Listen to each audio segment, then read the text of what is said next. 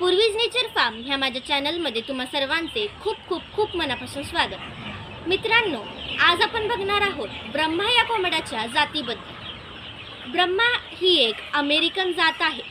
असे मानले जाते की अमेरिकेत प्रथमच ही जात शांघायच्या चिनी बंदरातून आयात केलेल्या पक्ष्यांपासून प्रजनन करण्यात आली होती।